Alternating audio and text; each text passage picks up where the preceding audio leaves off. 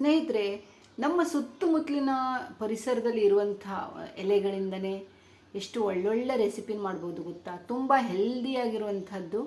ನಾನು ಇವತ್ತು ಹಾಗೆ ಒಂದು ನಮ್ಮ ಮನೆ ಅಂಗಳದಲ್ಲೇ ಇರುವಂಥ ಒಂದು ಎಲೆಗಳಿಂದ ನಾನು ಒಂದು ತಂಬುಳಿಯನ್ನು ಮಾಡಿದ್ದೀನಿ. ನಮ್ಮ ಉತ್ತರ ಕನ್ನಡ ಜಿಲ್ಲೆಯ ತುಂಬ ಮಲೆನಾಡಿನ ಕಡೆ ಅಥವಾ ಉತ್ತರ ಕನ್ನಡ ಜಿಲ್ಲೆಯಲ್ಲಿ ತುಂಬ ಫೇಮಸ್ಸು ಈ ತಂಬುಳಿ.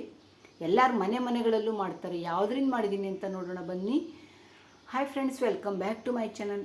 ಫ್ರೆಂಡ್ಸ್, ಇದು ನುಗ್ಗೆ ಸೊಪ್ಪು ಎಲ್ರಿಗೂ ಗೊತ್ತಿದೆ. ತುಂಬ ಒಳ್ಳೆಯದು ಆರೋಗ್ಯಕ್ಕೆ. ಎಷ್ಟು ಒಳ್ಳೆಯದು ಅಂತ ಎಲ್ರಿಗೂ ಗೊತ್ತಿದೆ. ಐರನ್ ಕಂಟೆಂಟ್ ತುಂಬಾ ಇದೆ ಇದರಲ್ಲಿ. ಇದನ್ನು ನಾವು ವಾರಕ್ಕೊಮ್ಮೆ ಆದರೂ ಈ ನುಗ್ಗೆ ಸೊಪ್ಪಿನ ಒಂದು ತಂಬುಳಿನೋ ಅಥವಾ ಇನ್ಯಾವುದಾದ್ರೂ ಒಂದು ರೀತಿಯಲ್ಲಿ ಇದನ್ನು ಮಾಡಿಕೊಂಡು ಅಡುಗೆಯಲ್ಲಿ ಬಳಸಿದರೆ ಎಷ್ಟು ಒಳ್ಳೆಯದು ಆರೋಗ್ಯಕ್ಕೆ ಗೊತ್ತಾ. ಇದರಿಂದ ನಮ್ಮ ಏನಾದರೂ ಬೋನ್ಸ್ ಪ್ರಾಬ್ಲಮ್ಮು, ನರದ ಪ್ರಾಬ್ಲಮ್ಗಳೆಲ್ಲ ಇದ್ದರೆ ತುಂಬಾ ಇದು ಹೆಲ್ಪ್ ಆಗುತ್ತೆ ನಮ್ಗೆ ಅದನ್ನು ಕಡಿಮೆ ಮಾಡಲಿಕ್ಕೆ. ನೋಡಿ, ಎಷ್ಟು ತುಂಬ ಚೆನ್ನಾಗಿರುವಂಥದ್ದು ಎಳೆ ಎಲೆಗಳನ್ನು ನಾವು ಒಂದಷ್ಟು ತಗೊಂಡು ಬಂದಿದ್ದೀನಿ. ಅದನ್ನು ದಂಟನ್ನೆಲ್ಲ ಬಿಡಿಸಿ ಬರೀ ಎಲೆಯನ್ನು ತೊಗೊಳ್ಬೇಕಾಗುತ್ತೆ. ಅದನ್ನು ಸ್ವಲ್ಪ ಚೆನ್ನಾಗಿ ತೊಳೆದು, ಕ್ಲೀನ್ ಇರುತ್ತೆ ಆದರೂ ಒಂದು ಸರಿ ಎರಡು ಸರಿ ಕ್ಲೀನಾಗಿ ತೊಳೆದು ಅದಾದ ಮೇಲೆ ನಾವು ಅದನ್ನು ಸ್ವಲ್ಪ ಎಣ್ಣೆಯಲ್ಲಿ ಫ್ರೈ ಮಾಡ್ಕೋಬೇಕು. ತುಂಬ ಈಸಿ, ತುಂಬ ಚೆನ್ನಾಗಿರುತ್ತೆ, ತುಂಬ ಹೆಲ್ದಿ. ನಮ್ಮ ಕಡೆ ಅಂತೂ ಇದನ್ನು ಮಾಡೇ ಮಾಡ್ತಾರೆ ಇಂಥದ್ದು ತಂಬುಳಿನ. ನಮ್ಮ ಸಿರ್ಸಿ ಕಡೆ ಅಂತೂ ತಂಬುಳಿ ಅಂತೂ ಫೇಮಸ್, ನಿಮಗೂ ಗೊತ್ತಿರ್ಬೋದು. ಆ ಎಲೆನೆಲ್ಲ ಒಂದು ಬಾಣಲೆಯಲ್ಲಿ ಸ್ವಲ್ಪ ಎಣ್ಣೆ ಹಾಕಿ ನಾನು ಹೀಗೆ ಹುರ್ಕೋತಾ ಇದ್ದೀನಿ. ಜೊತೆಯಲ್ಲಿ ಒಂದು ಸ್ಪೂನು ಜೀರಿಗೆ, ಒಂದು 5-6 ಬ್ಲ್ಯಾಕ್ ಪೆಪ್ಪರ್ ಅಂದರೆ ಕಾಳು ಮೆಣಸು ಅಂತ ಹೇಳ್ತೀವಲ್ವ, ಅದನ್ನು ಹಾಕಿ, ಜಾಸ್ತಿ ಏನೂ ಬೇಕಾಗಲ್ಲ, ಇಷ್ಟೇ ಅದಕ್ಕೆ ಬೇಕಾಗಿರೋ ಸಾಮಗ್ರಿಗಳು.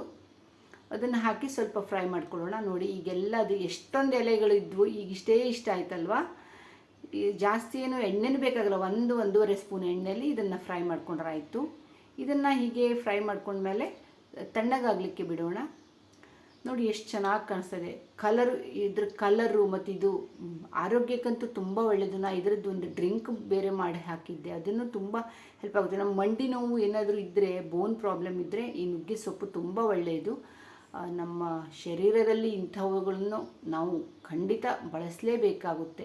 ತಂಬುಳಿ ಅಂತೂ ತುಂಬ ಚೆನ್ನಾಗಿರುತ್ತೆ.